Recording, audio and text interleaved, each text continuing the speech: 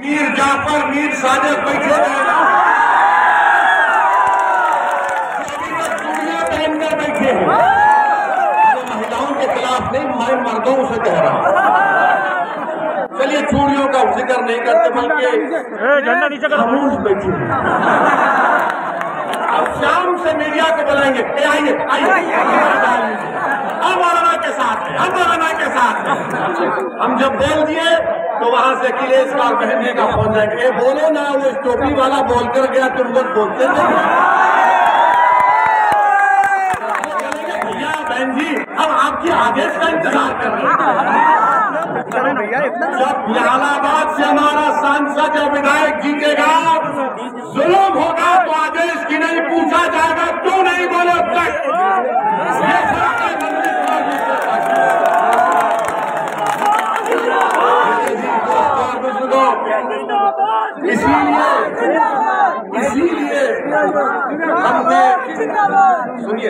इसीलिए हमने एक दिन खामोश बैठकर देखा कि कोई तो बोलेगा, कोई नहीं बोलता, हमको ही बोलना पड़ता है। हमको ऐसा नहीं कर रहे, बल्कि अल्लाह का शुक्र अदा कर रहे हैं कि अल्लाह ने हमको मुकाम दी, इज्जत किया, और अल्लाह ने बोलने की ताकत दी। अल्लाह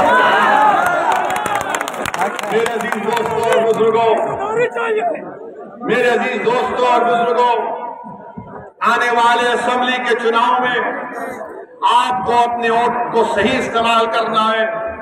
हमने कह दिया कि हमारी कोशिश यही होगी कि इंशाअल्लाह ताला उत्तर प्रदेश में दोबारा बीजेपी की और योगी की सरकार ना बने। क्या आप हमारे साथ हैं? उत्तर प्रदेश में मजलिस के उम्मीदवारों को आप कामयाब करेंगे? आप हमारे साथ हैं? हमारी बहनें हमारी साथ हैं? इंशाअल्लाह ताला जब आप सबका साथ रहेगा तो इज्तिमाई तौर पर मेहनत की जाएगी।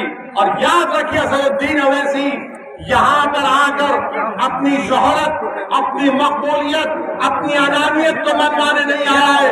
मेरी दिल की ख्वाहिश ये है कि अल्लाह मुझे इस दुनिया से उठाने से पहले उत्तर प्रदेश में बल्कि पूरे भारत में मुझसे ज्यादा नेक और काबिल नेताओं को अल्लाह पैदा कर दे। मैं आपको नेता बनाने आया हूँ, मैं आपको नेता बनाने आया हूँ, मैं आपको असदुद्दीन अवैसी से बेहतर इंसान बनाने आया हूँ। मैं आपको एक जज्बा देकर जा रहा हूँ, मैं आपको एक पैगाम देकर जा रहा हूँ। उठो, ये उठने का वक्त है मेरे नौजवानों। मैं बुजुर्गों से अपील कर रहा हूँ, ये उठने का वक्त है, ये फसल काटने का वक्त है, ये बीज बोने का वक्त नहीं है। याद रखो, ये फसल काटने का वक्त है, ये बीज बोने का वक्त नहीं है। ये डरने का वक्त नहीं है, ये डरने का वक्त नहीं है, ये बेदार होने का वक्त है। उठो कामे गफलत से। अरे 60 साल से हमको धोखा देते रहे। बताओ, अतीफ जेल में है, आजम खान जेल में है, मुख्तार जेल में है, और उत्तर प्रदेश की जेलों में 27% मुसलमान जेल में है। क्या हमको इसके बावजूद भी नहीं तब्दीली पैदा करें?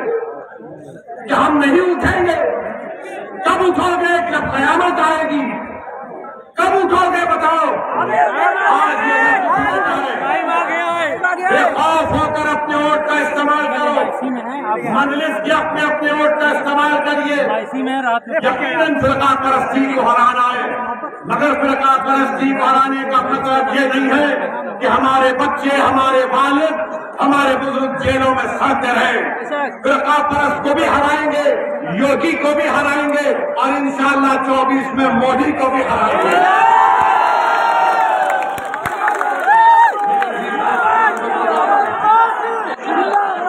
आप जानते हैं गैस के सिलेंडर की कीमत कितनी हो गई? 973 रुपए। 14 लीटर के गैस के सिलेंडर की कीमत कितनी है?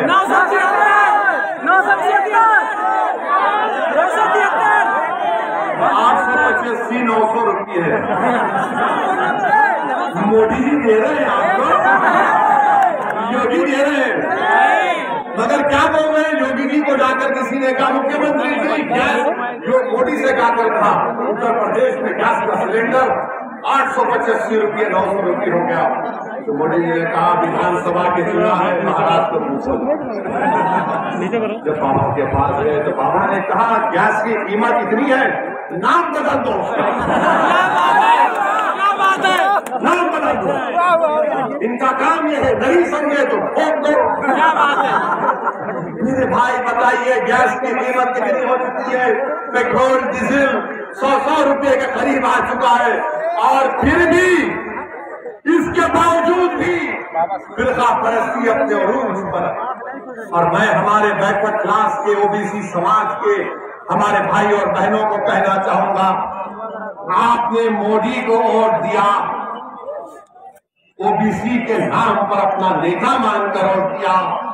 नरेंद्र मोदी की सरकार ने उत्तर प्रदेश के और भारत के ओबीसियों को धोखा दिया। सुप्रीम कोर्ट में एफिडेविट डालती है और डालकर मोदी सरकार कहती है कि कास्ट सेंसस नहीं हो सकता,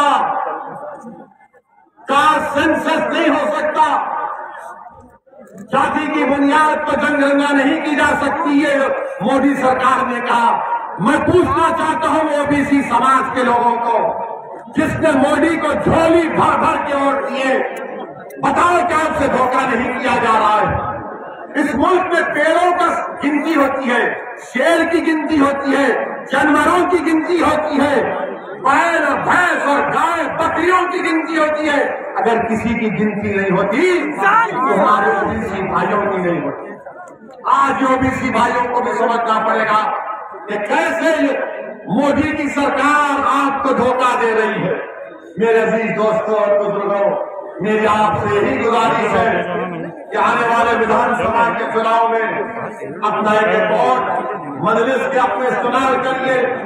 लोग हमसे सवाल करते हैं कि क्या आप इन लोगों से अलायंस करने के लिए तैयार हैं? हम तो तैयार हैं। आप बात करने को तैयार हैं तो आओ हम बात करेंगे। अगर आप नहीं बात करेंगे तो भी हम इलेक्शन लड़ेंगे इंशाअल्लाह ताला। हमको पूरा भरोसा है परवरदिगार पर आपके ऊपर। इस बार इंशाअल्लाह ताला उत्तर प्रदेश में मुस्लिम अक़लियत, दलित और कमजोर तबकात मिलकर एक इनकलाब बर्पा करेंगे। हमने बहुत और दे दिया, कांग्रेस को दिया, सपा को दिया, बीएसपी को दिया, मगर आपने अतीक साहब की जबान से सुना कि कैसे जिंदगी भर उन्होंने इन लोगों को मुख्यमंत्री बनाया। एक नहीं, एक परिवार के दो लोगों को बनाया, और बनाने के बाद आज मसाइब और मुश्किलात में उनको डाल दिया गया। मेरे अजीज दोस्तों और बुजुर्गों, पूरे एतमाद के साथ आने वाले चुनाव में मजलिस के अपने अपने वोट का इस्तेमाल करिए। अभी तकरीर आधी किया हूं, जब विधानसभा का चुनाव होगा उसको पूरी करूंगा आकर इंशाअल्लाह। तो आपसे रुखसत चाहते हैं, बहुत बहुत शुक्रिया। वाखिर दावन अल्हम्दुलिल्लाह रब्बिल आलमीन।